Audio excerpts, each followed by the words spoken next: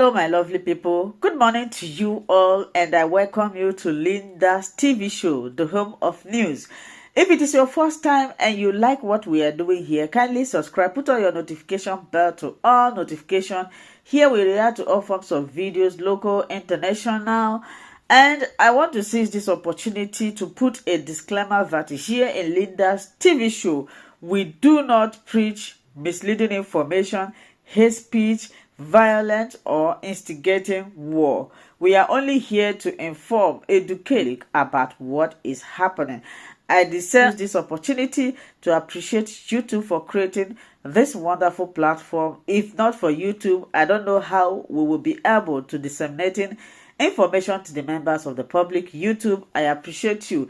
So the news from the People's Gazette that the Canadian court declares APC PDP terrorist organizations deny asylum to fleeing Nigerian politicians. So what that means is that there are some Nigerian politicians. Well, this case, what makes this case to be trending is because of one person. But there have been a lot of Nigerian politicians who are in different countries seeking asylum, claiming that it is because of political violence that made them to flee the country because they participated in the Nigerian politics, especially in the People's Democratic Party and the All Progressive Congress. Now, the Canada court has established that we can grant asylum to Nigerian politicians, especially the descent of the People's Democratic Party and All Progressive Congress.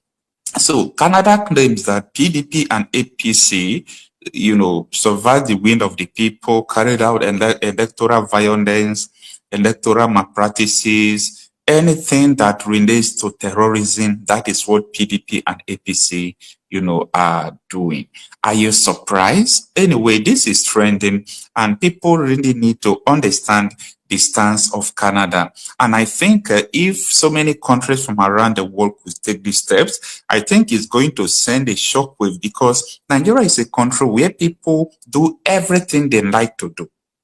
And they feel that they are on top of the world. Nobody can ask them about the atrocities. Imagine in 2014, 2015, some persons imported terrorists into the country.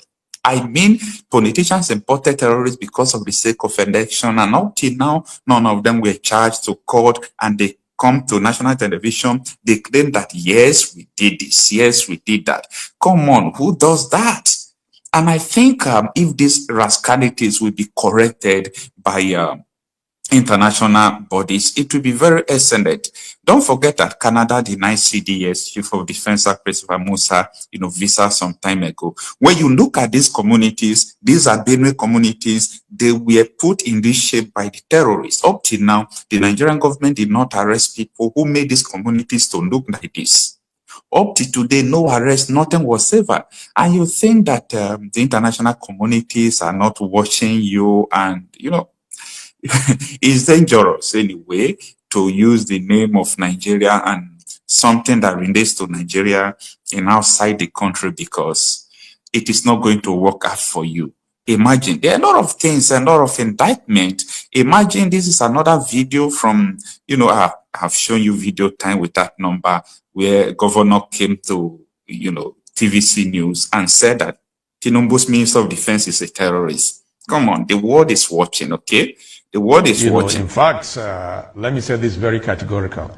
If I were him, I would resign and face all the allegations against me.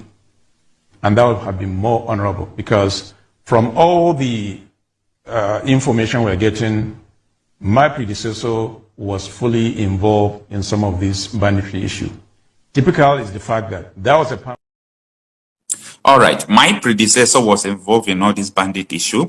That was from Dauda Lawa. Dauda Lawa is the current governor of Zamfara State. And most of the time, I do tell people that this man is a good man. The man that summoned courage, despite he's a sitting governor, that he has immunity, he has the courage to come to the national television to tell them that Tinubu's minister is a terrorist, that he is part of the banditry, okay? The world is watching, okay? The world is watching all these things going on. And, a lot of things, not even what Danjuma and the rest people said, everything that these people have carried out, We are aware. Okay, the world is also watching them.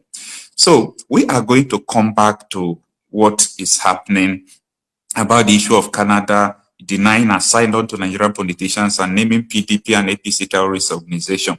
Let us now focus, on what is happening in Imo State and what is happening in the Southeast. Yesterday, I published a video about the Amnesty International, what the Amnesty International said on the insecurity in the Southeast. And I rated them like 75% correct, only about the issue of not publishing the very fact about the people who are invading the Southeast. I'm talking about the herdsmen, the terrorists who are from the Sahel.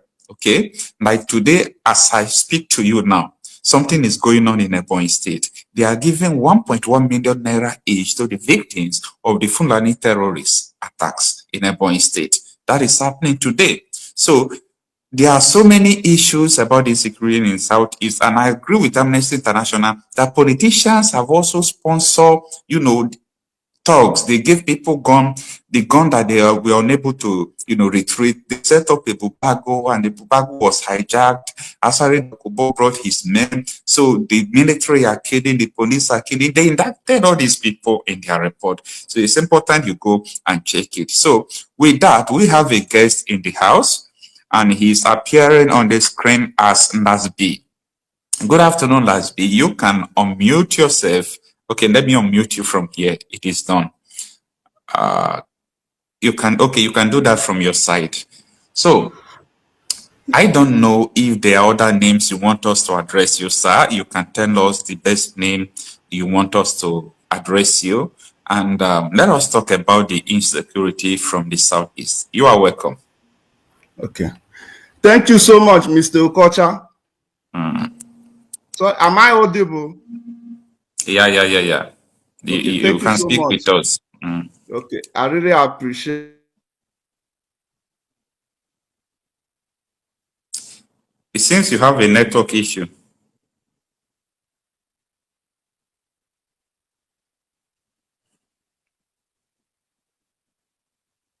Can you hear me?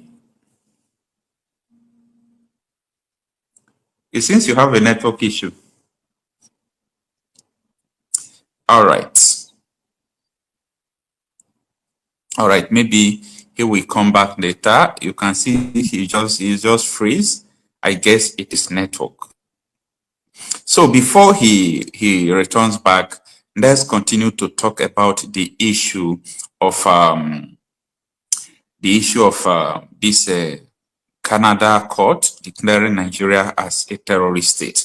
Now, let me turn you back to what you people have been seeing this video, but let me explain something very important to you from this video as well.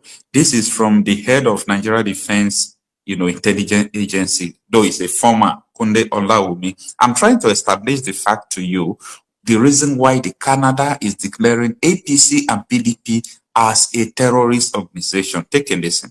East, Abu Anudua Federal Constituency, River State. I want to get his words. He said personal matters that was envisaged, he says, by the people who drafted this constitution. And I want to quote him. The implication is, if the word personal is removed, Islamic law would have broader implications. The word personal was put there for a reason. Let's talk a bit about this whole conversation about Islamizing the country with our population and our dynamics. Is it possible that someone can sneak this in at some point and force all of us under some sort of regulation that we do not ascribe to? Is it possible that this can happen in this country? It is possible, and don't be deceived. It's going to happen. It is possible, and don't be deceived. It's going to happen. It is possible, and don't be deceived. It's going to happen. All right. The person answering this question is the head, or was the head of the, the Military Intelligence Agency in Nigeria, Mr. Kunle Olawumi. I'm trying to establish the fact why Canada is, designating Nigerian political parties as terrorist organizations, okay? PDP, APC as terrorist organization. Now, Kunle Olawumi was asked, is it possible to Islamize Nigeria from what you said. Don't forget that this man is the head of military intelligence agency. And what Kunde Odawumi said that it is possible and it is going to happen. This was after this man established the fact, what he saw when he was head of military intelligence agency. So this man is still alive. He's still telling his story, his shocks, what he saw. And you think the world is not watching. You know, sometimes when we come out to do all these things, say all these things, people think that we just want to say something. We just want to carry, you know, propaganda, this and that. No, these things are real. So welcome back, Ndasby. I don't know, you were interrupted by network. So Yeah. you have the mark. Yeah. Let us now tune to the insecurity in the Southeast. You are welcome. Okay. Thank you so much, Mr. Okocha. Welcome, sir. Thank you so much. Thank you for having me in your live stream. I really appreciate it. Okay. In Amnesty International reports that I published yesterday, they talks much about Agua village or Ngwa, something like that in Imo State. There are a lot of things they discuss. So since you are from that place, you are from that village, I really want you to clear us, okay, what you have witnessed, what you are going through, what your people are going through. So you have the floor. Okay, sir. So Agua is my village. It's a village in Imo State under Ugutatu local government. Okay. Before we are on Haji Ebema local government. Before they now change us to Ugutatu local government. Okay. So what Amnesty said concerning let me start from IPOB. They are very wrong. I don't agree with them because okay. IPOB are not a terrorist. IPOB are not violent. They are not. So, like what you said in your previous video, some politicians they are using like they will go and buy vehicles and they will crest IPOB there. Then they will employ their thugs. Then they will use the name of IPOB to commit crime. Then when the police or army call them, they will say it's IPOB. So most of those things are happening. They are politicians because if Nigeria politicians, mostly those Easterner ones, they can do anything to spoil the name of the good people. They can do it. Why are they doing that? Why are they doing that?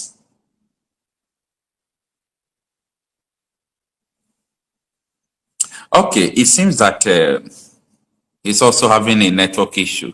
But before he returns back, because this network had a problem before he returns back, let me tell you the stories of, you know, people that called me yesterday from this particular village. So that is why I want to bring people from this village to speak for themselves, to tell the world what is actually going on. Is what we are hearing, is it true? So people in the village have to come here to say what is happening in their village. So an elderly woman called me yesterday. Okay, you are back. An elderly woman called me yesterday. She said that she is from the same village where you came from. Okay. And she was telling me so many things about these insecurity matters in the Southeast. And she told me one thing that shocked me. She said, my son, everything happening in the Southeast is caused by the politician, especially in Imo State. Yes. He said, I want you to ask people this question. Is after the Supreme Court declared Uzodinma as the governor of Imo State, he said that PDP recruited thugs and they went and burned the Imo State governor's house. So yeah, it's Uzodinma's house. So Uzodinma have to also recruit his own people to defend himself, to defend his community, because it was like battle to battle. They burned his house, they burned his Rolls Royce when Supreme Court declared him governor. So this was what the elderly woman told me yesterday, that was the genesis of the crisis in Imo State, that it was battle between politician to politician. And I was not surprised. After the woman spoke to me, I told him, man, what you are saying is verifiable, because the same man, Uzodinma, he came to, what is it called, Channels Television, and he made a statement that people did not take serious as at the time he made that statement. And this was the statement he made. He said, the people terrorizing in Imo State has nothing to do with IPOB, that they are politicians. Okay? I'm just trying to look for the video so that people will understand what I'm talking about. Anyway, the reason this behind is part this, of the... I told you times without number in Imo State. Some of the cases of banditry here are politically contrived. Some are the real attacks by bandits. So I think that the kind of politics. All right, that was a long video, but I just wanted people to hear him say that, mention about politics. The same thing Hope Uzodinma said, that politicians are the one sponsoring these attacks in the Southeast. So continue with your story. So, Mr. Okocha, yeah, it all started, let's say 2021, because I was in the village. Some group of boys, can you hear me? Yeah, I can hear you right now. Okay. Some group of boys, they organized themselves. You know, this is ESN of this in the Eastern Security Network. It's a very good thing, and they helped Southeast a lot. But some people went there. They went there for their own selfish interest. They didn't go to ESN to fight for Southeast. Okay.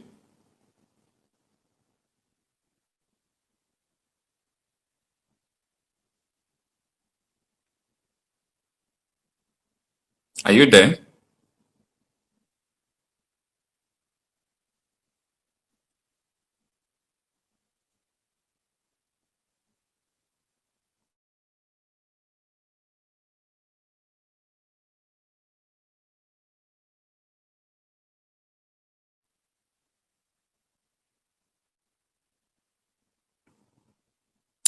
This network is actually disturbing us. Hello?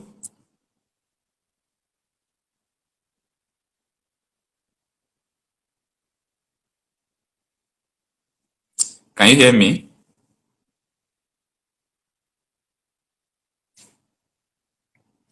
All right, I don't know. This network is just disturbing, okay? But let us hear from what Hope Uzodinma said about this issue of insecurity in the Southeast. The reason behind this, I told you times without number in Imo State. Some of the cases of banditry here are politically contrived. Some are the real attacks by bandits. So I think that the kind of politics with bitterness that is going on in the state and some part of this region should really be condemned. And that is why we have decided to embark on both kinetic and non-kinetic approach. Is there any reason, perhaps IG or yourself as a government in Imo State? My network, I don't know what is happening to network. Yeah, I don't really know. Not afresh, so that people will understand, because the network that is just off and on, and I don't understand it. Or do you need to move out to have a better network? Okay, let me see. Let me try this. Okay. All right. Before he gets in, let us have this caller. Hello. Good afternoon. Mr. Kocha, how are you? I'm fine. Good afternoon, ma. Thanks for joining us, man. Thank you. It's Madam Origin. Yes, I said the guy, his network is giving him a lot of trouble. Yeah. So I just want to give a little perspective, because I know he will talk from what is going on in his local government. And so that he will take care of. And he mentioned hope, and he mentioned politicians, he mentioned the governors, and he is not far from the truth. Yeah.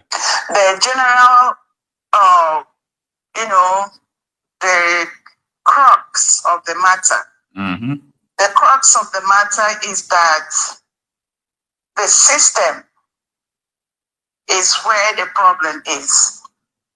That is right. The Biafra people, the Igbo people, they have their own system. Mm. Hear me clearly. They have their own system of choosing their leaders. Mm.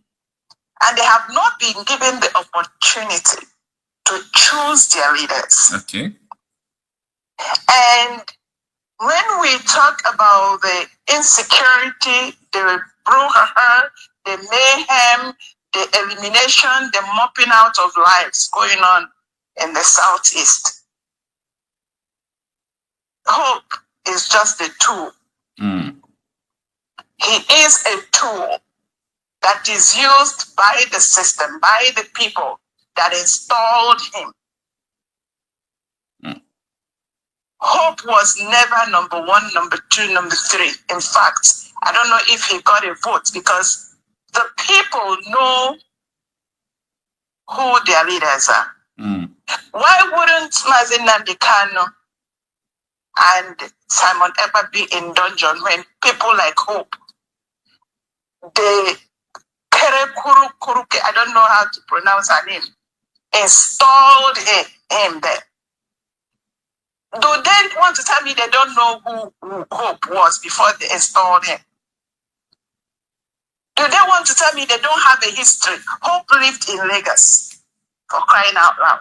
So Kurukere Kereku knows him very well. And they installed him. People should go and research the history. I'm not going to be here to tell people who Hope is. His antecedents are all over the internet. Mm. And they are talking about this one, shoot one bird, the mama fly. Every BLOOD that dropped by Hope is on the head of the people that installed him in Imo State. And we talk about where else? Look at they installed another one. All these installations, what good is it doing for the people? And I also like, you said the Canada declared Apc Pda terrorist organization. Yeah. I think this is the first time in my life. I think Canada should be called the number one. Mm. The number one world peace and humanity custodial. However, if that is an English, I'm just trying to concoct something. Because for the last time, even when you get, from the time I was, they say, anywhere where you don't see Igbo man, know that that place is not. What is driving them? This is a country. A country. If there is war, like you see all these places that are how they are at war. Mm. They cannot record the number of lives lost compared to the contraption called Nigeria, the concoction cocktail, the British cocktail, the poison that is given to the people. And nobody addresses the main issue. That these people are running, and you will see a Nigeria running out of Nigeria, going to a war-torn country. Because it is safer.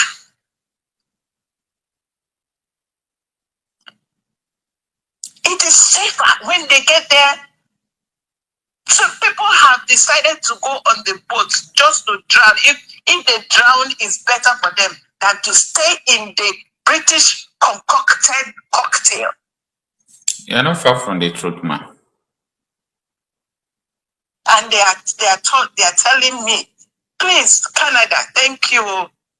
That was thank you. +1Q. I've never seen a country like you, Canada. I think others should emulate from you and begin to address the issue and the matters of the people inside Nigeria, the indigenous people and the Christians. The Christians in Nigeria are dying, are being buyed. Their BLOOD is flowing all over, and the world is keeping silent because these people are buying them and they are keeping quiet. I tell them, if God judged Sodom, he must judge that contraption and the people that concocted it. I rest it there. Thank you so much. Thank you so much, man. Thank you so much, man.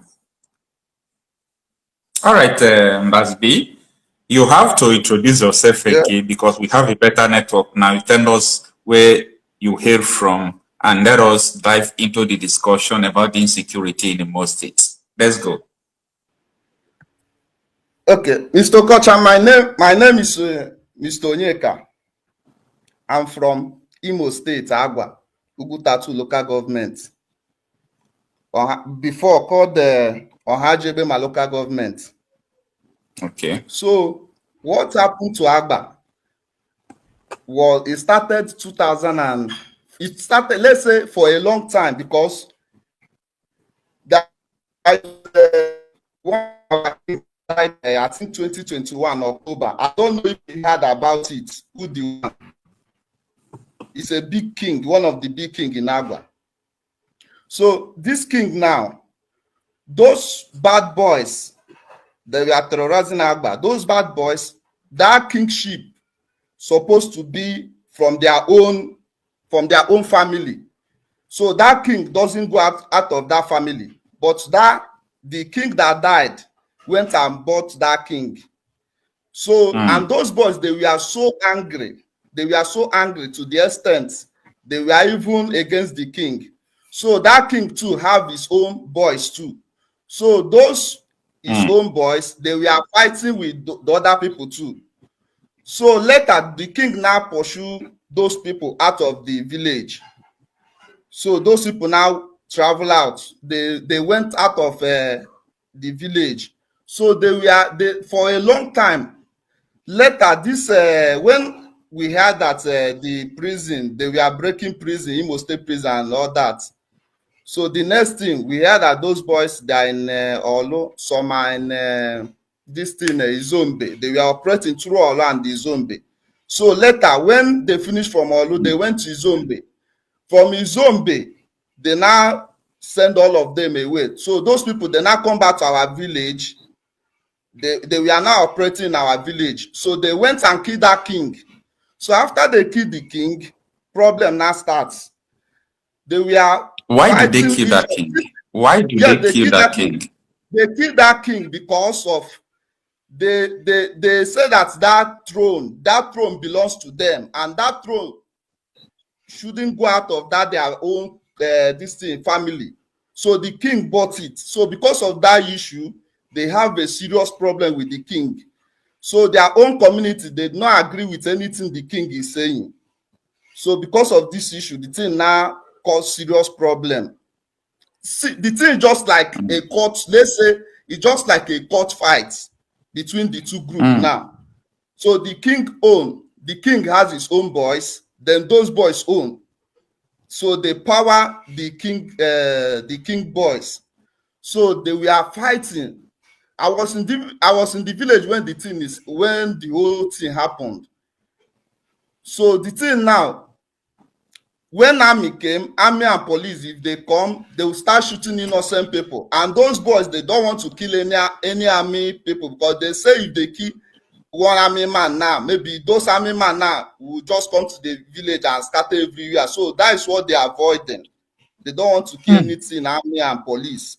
But they so you mean in Agua from Amnesty report that this is what caused the killing, and soldiers started coming like they want to intervene and they started killing people. Yes, they started killing innocent people. So why were they blaming it, or why are they blaming it on IPOB? It's not IPOB. This thing is just like a court case, two court group fighting themselves. So at the end of the day, the other people that the king throw out, they power the king and the people, because the king is already there. They buried him, I think, 7 months ago. He's a well-known king in the Imo State. So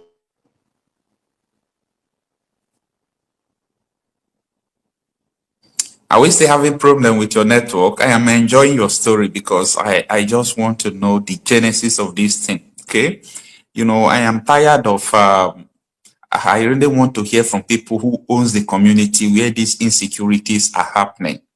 So that is my point. That is why I'm reaching out to people from this particular Agua town. The other day we spoke with someone from Mondo who told us the nature of the insecurity there. So today now we are speaking, you know, with someone from Agua, because based on Amnesty report, you know, Agua, that place is a major place where people are running helter-skelter.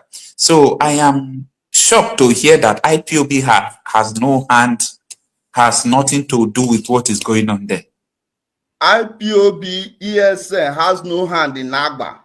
It's a court. This thing is just like a court fight, because those boys now, they came back to retaliate what the other people did to them.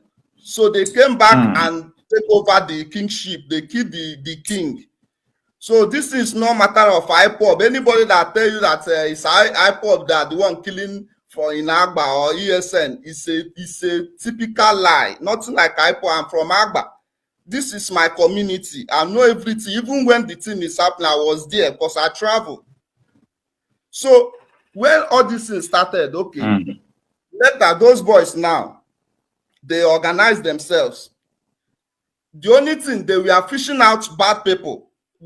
As soon as they power the other people, that they are the other court group, so they were fishing out. They went and they started fishing out any people that are doing bad thing in the village.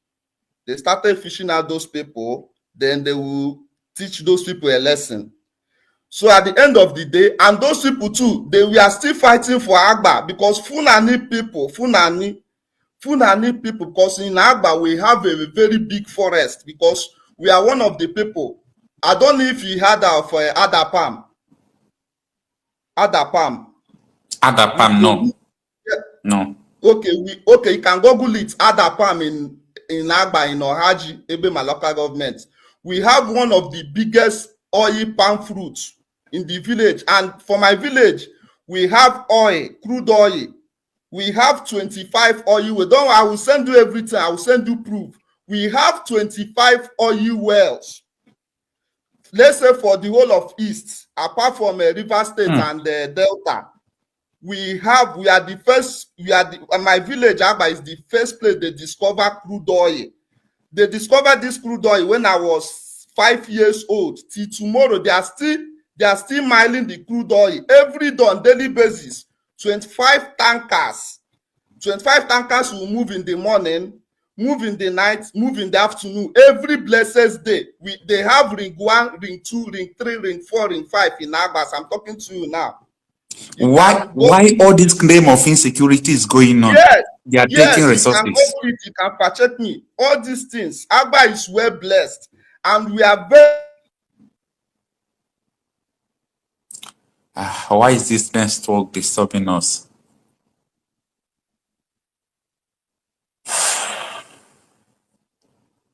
You see, this is the problem.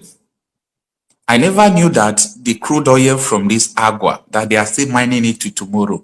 Why everybody is claiming that the place is not safe, everybody is out. Yes. Right on, we are with you. Okay, so in Agba, we are very good in farming. We have one of the best gare and one of the best fufu in terms of food, because our land is dry land. We don't use fertilizer to farm. Many people come to different places to buy market from us, because from our backyard we are very close to River State. Like those, if you hear of Ebema, Emok, those people they are also our neighboring village. From our backyard, we use leg to go to Emok, Ebema. So all these things now happening. The killings right now, the killings in Agba, they are Fulani. The killings and kidnapping in Agba are Fulanis. They are Fulanis because I How do watched you know? some of them. How do you know that they are Fulanis? They are okay. For this, one of my in-law now, my in-law, he works as a security in that Agba rig, that oil place. One Fulani man, they wanted to kill him. They wanted to kill my in-law. But at the end of the day, thank God, my in-law powered the Fulani man. Then the Fulani now run with his knife inside the bush.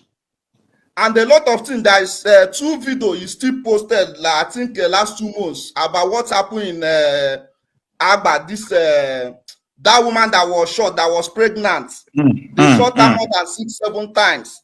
That day that incident happened, I traveled from Lagos to East. I was around when the thing happened. The video, everything is with me as I'm talking to you. So those people, they were powered from this thing, this our neighboring village, is there Amako here? So from there, they now run, enter inside Agba, because all of us, we have boundary. Amako here, Izombe, Ejemekuru, all of us, we are one. We just have a farmland boundary. We are not far from each other. So those people now ran into that Agba community. They now went and shoot that woman and other people there. Another thing again, there's one video he posted again. One man with his wife. They were coming back from farm. One Fulani man. They started fighting, macheting themselves. At the end, the man now powered the Fulani and start cutting the Fulani. Then the Fulani now ran inside the bush. It happened in my village. I was aware of that one. What actually have those Fulanis doing in your village? They are running cattle. Okay. Everywhere they have taken over in fact, our village is under siege from all the whole community. Those Fulani, they have taken over. As I'm talking to you now, I called one of my brother this morning, even yesterday. He told me that because he told me even my mom told me they organized meeting. They called the elders. This Fulani people are destroying their farm, the cassava. I will send you some of the videos. They destroyed their cassava, their farmland, everything. Now they want to do meeting to know how they will organize the vigilante group so they can fight those Fulani. But now nobody is doing anything. No news, no media, nothing. People are dying every day in Agba as I'm talking to you. No media. People are dying. The Fulani people, and my cousin told me that those Fulani are working with AK-47. They are working with AK-47. So those boys now that I told you that we are fighting, those court boys, they dropped. I think they gave them amnesty. That was last year. The video is still with me. I will check the video. I will also send it to you because I deleted everything for security reasons. I will send you everything.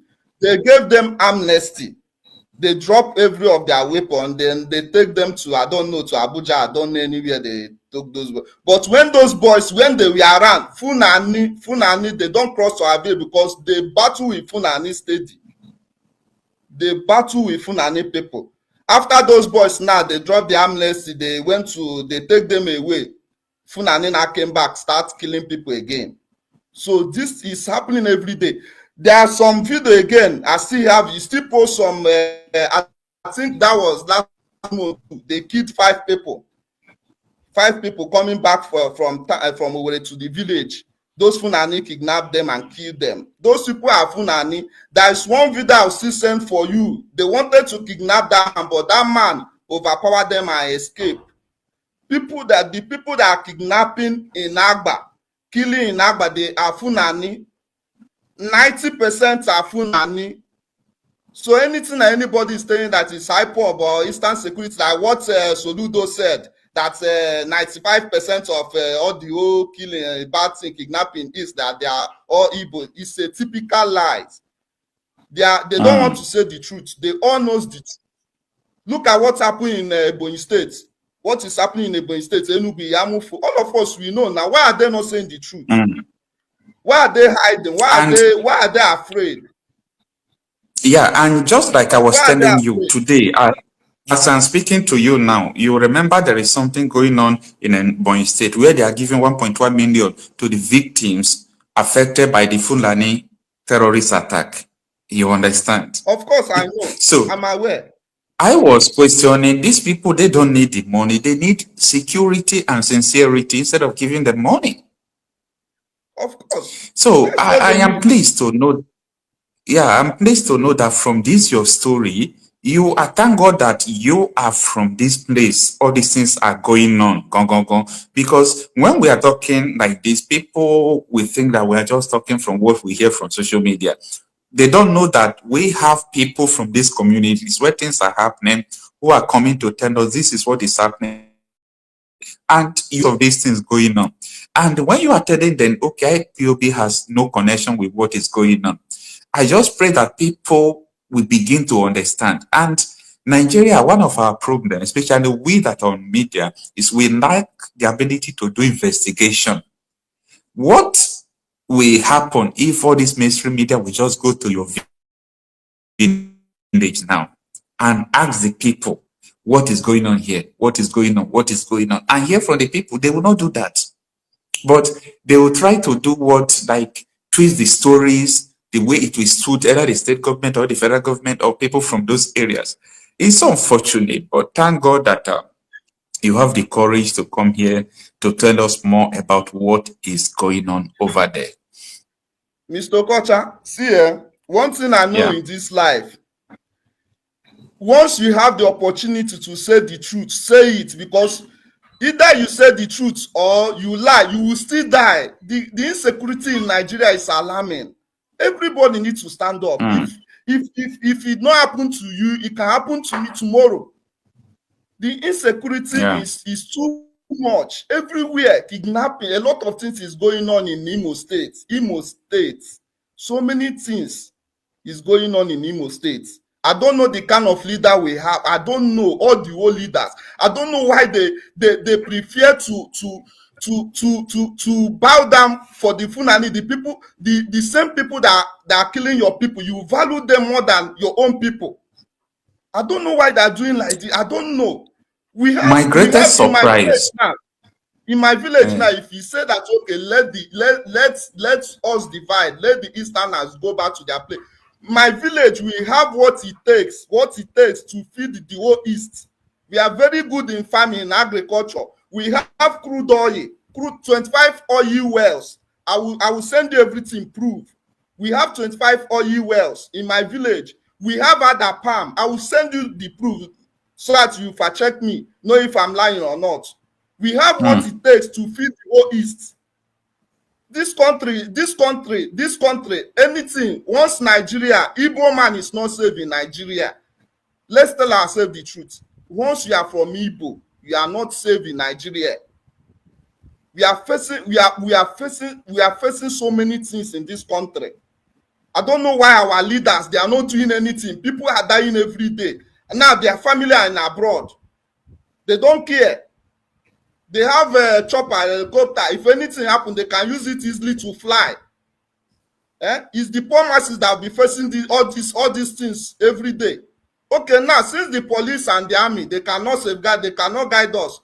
They should equip the youth. We can fight it on our own by ourselves. That is the best solution. The Fulani has taken over the whole Imo State. Imo State is under siege.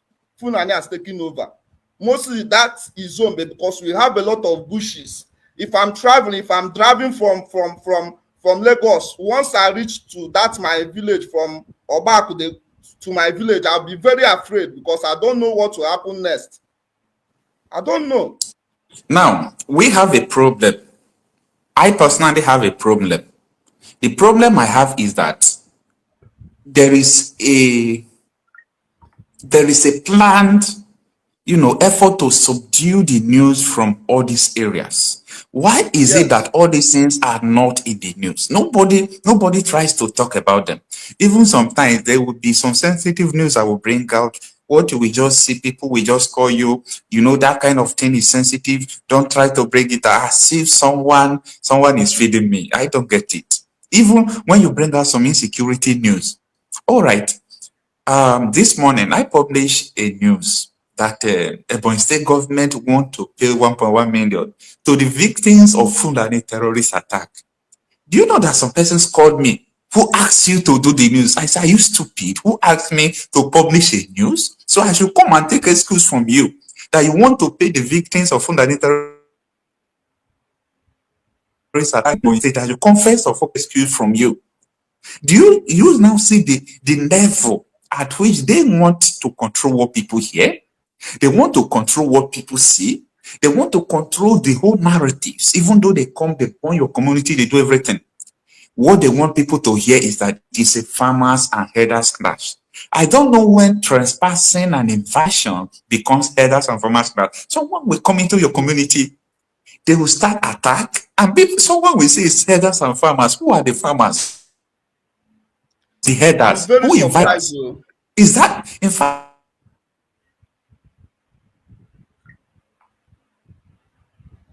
I can't even comprehend at all.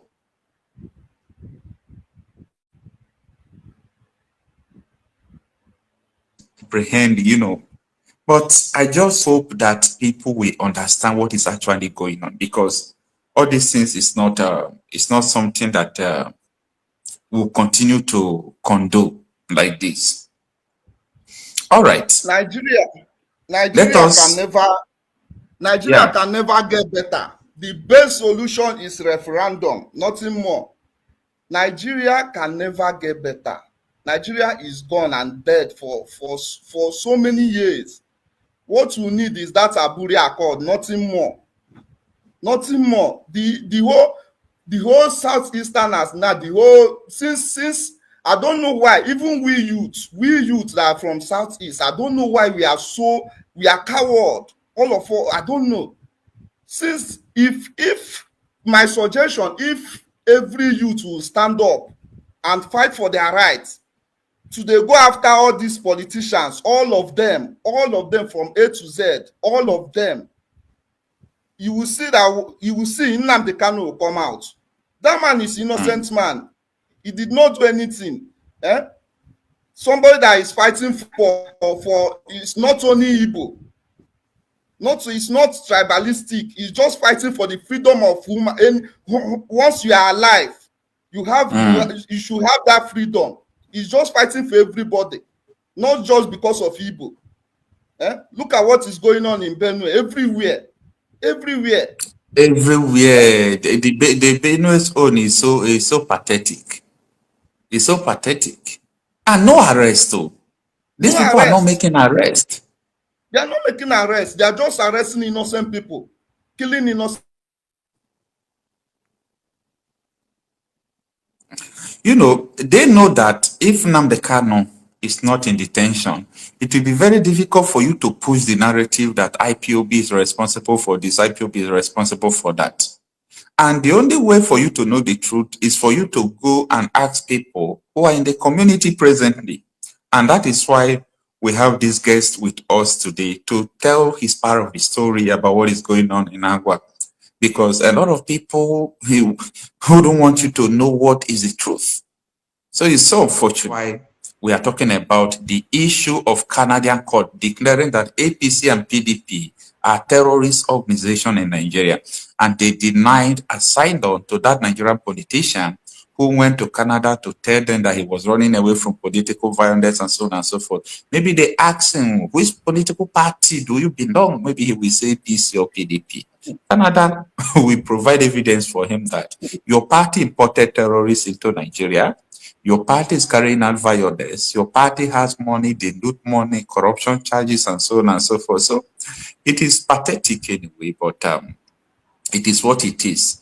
We must continue. And now, let me tell you, I'm trying to give a very concrete background because I want the world to understand what Nigerian politicians are. Now, listen to this. You have seen this video before. You must have seen it. In trying to remove Jonathan, there were stateless persons that were from the Sahel region that were imported into Nigeria. And a former chairman of PDP made that statement. I'm not the person that made it. But that importation is a fact, is it? That importation is a fact. What has happened in Nigeria is that. All right. Of course, A lot of people. I've seen the video. Very good. A lot of people don't understand what. Yes, a lot of people don't understand what stateless people mean. It means that people imported terrorists into the country to remove Jonathan. And anybody talking about the issue of Nigeria, the first thing I'm telling them is that go and settle this case of terrorists imported into Nigeria. That is the genesis of all this Fulani terrorist attack. Because you imported people, where are they going to stay? Okay. You give them that, they have to go to Benue, start killing people to have a land. They have to go to Plateau, they started killing people to have a land. They have to spread down to Delta State, to Enugu, to Imo, scatter all over. And the number, they said they imported 3 million people. Where do they see them to import? Though election is a game of number, I understand. They wanted to have larger number. So they imported people who can make them to have that larger number, 3 million. So that was the calculation. Now, someone should come out here to tell me that, oh, let us fight for Nigeria. That I say, calm down, calm down. People who imported terrorists into the country, these terrorists have killed more than 100,000 people. What are you saying about it? The same people, they are the people you are now saying that they are coming to become a leader that will change your country. No, Nigerians, whether we have logic, I don't know how we reason. People that imported terrorists into your country, they are the one you are entrusting your nation to, and you think that they are going to change it. Okay, maybe you might say that there is a holy person, there is a politician who can change it. Can one politician become a president without these terrorists supporting him? It's not possible. It's not possible. All right. It can't work now. Look at what Femi Falana accused Ademodu Sheriff. Ademodu Sheriff was on Channels Television last 2 weeks. He was talking about who will become next president, someone that formed Boko Haram. Take a listen. Because this is very important. Who started the Boko Haram crisis in Borno State? A governor, Modu Ali Sheriff, addressed the press 2 days ago and attempted to insult the collective intelligence and memory of Nigerians by denying any links with the dangerous, dreaded Boko Haram sect. I did reply him yesterday, and I'm expecting him to sue me, because he said he wanted to sue an Australian. You don't need to go to Australia. What you are looking for in Sokoto is in the pocket of your Sokoto. I'm ready to join issues with him, because not only did he sponsor that organization. Now, this was a governor. He started the Boko Haram faction, I don't know, in Borno State. He gave the Commissioner of Religious Affairs. Commissioner of Religious Affairs. That is what he gave Boko Haram. Boko Haram resigned. You understand? Because one person was representing the Boko Haram group. So the man resigned. Do you know why he resigned? He said they are, whether it's Killer Barawiri, he said they are criminals. That when they went to Federal State Executive Council meeting, they were talking about contract, how to loot money. The Boko Haram member said, I am here because of religion. How do we implement Sharia in Nigeria? That is what I want to hear. You understand? And this man handed over to Kassim Shettima as a governor of Borno State. Kassim Shettima, they were looking for Kabiru. Kabiru Sokoto was a wanted, notorious criminal. The SS was looking for. They saw him in Kassim Shettima's house. Nobody want to talk all this because it's sensitive. Everybody's.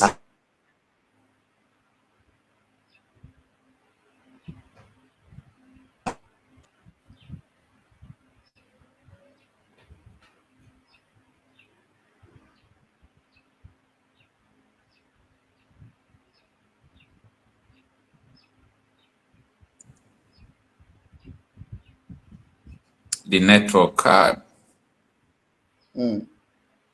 network right. So this is very important. All right. The network is still disturbing. Okay, but you can hear me, right? Yeah, I can hear you. So all these things led to the deportation of those terrorists during election. They do Chibok's matter. They do this. They do that. So up to today, nobody question what they did, and everybody is just keeping quiet, as if all is well. All is not well. All is not well. So if anybody want to start talking about the insecurity that led to, in fact, that thing fueled the agitation of Yoruba nation, of Biafra, because nobody will sit and allow people that you are importing terrorists into a country. No. So Canada, America, most of these American UK are two double standards. They know the truth, what is going on, but they don't want to do anything. In fact, they want to see. They knows the truth, Mr. Okocha, unite, because they also have a hand in it. They also have a hand in it. US, Canada, all of them, the Western world, all of them, they are aware of what is going on in Nigeria, because they have a hand one way or the other in it. So all these things happening. I can hear you. Do you remember that? Yeah, do you remember that recently the Chief of Defense Staff, Christopher Musa, was denied, visa by the same Canada. Yes, yes. I was aware. So the whole information of Nigeria is in this nation. They know what is going on. So Canada now naming Nigeria as two Nigeria big political parties as terrorist organization. It is indirectly naming Nigeria as a terrorist organization. People don't understand. That is what I was trying to, talk to one person that called me before this program started. I was telling him that, no, Canada is not just saying that the two biggest political parties in Nigeria are terrorist organizations. Canada is telling that man that Nigeria is a terrorist country. Of course. Indirectly. Of course. So if the two... Yes, now, if the two big political parties in Nigeria are terrorist organizations, indirectly, they are telling you that people needing you are terrorists. From explanation self, you will agree with them. With that argument, you will agree with Canada. Governor supported terrorists. Even Bauchi governor came to Chinese television. He said, we are going to bring them. We are going to import them. When they come here, we'll spend money to change their culture. Does that make sense? Sometimes I talk to Nigerians, the way they talk about things, next election, we are going to die in 2027, no problem. I didn't say nobody should not do election. Go and do your election. But tell me who can change this thing. This thing is a system. It's not what one person can change. Because people have imported terrorists into the country. It's unfortunate, but I hope people will understand where we are now, because things are really going bad. So thank you so much, my brother. Thank you, Mr. Kocha. I really appreciate. I appreciate you. I appreciate you more, because it's not easy to summon courage to come and talk about the reality on ground. A lot of people are afraid to talk about what is going on. Some people don't want to relate it because they are afraid. But when you look at the people who are still dying, they are the people who are still afraid. You are afraid, you don't want to die, and you are still dying. So, oh my goodness. I don't know if we can respond. This one, not the matter of God go save us. God has already created us and give us the power to fight. Yeah. So Nigerians they are coward. They are coward. They don't want to die, and they are dying every day. Even the people that's even that are even working for, speaking on your behalf, you are still causing them. You understand? I don't know. This country, it cannot work, because we have different mentality, different language, different food, different culture, everything. It cannot work. the best thing is to separate, let everybody go. That is the best solution to save the life of other people that are still alive. If not, maybe before this 2027 election, the worst will happen. The way I'm saying, nobody knows the next, my brother.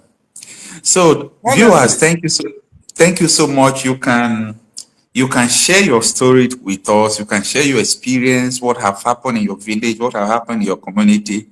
It's a matter of writing me on WhatsApp and telling me when you will be chance, and we'll schedule an interview and share your story with us. So with that, let's see whether we can receive some WhatsApp calls, like 2 or 3 before we call it a day. Okay. Hello, sir. Yeah, good afternoon, sir. Thanks for joining us. Your name and where you are calling from? Yeah, sure. What appeared is Prof Data. Yeah, I'm calling from the United States. Yeah, thank you so much. I remember you very well. Yeah, I'm originally from Anambra State. All right, sir. Okay, I'm very happy you invited. Sorry to interrupt you. I'm happy you invited such a guest. You see, this is to show you the origin of this price going on and all the things. And it's just a pity that some people in this part of the world. If you want me, I can put it on video. Wait, let me see if I can put this call on video. No, if you want to come on video.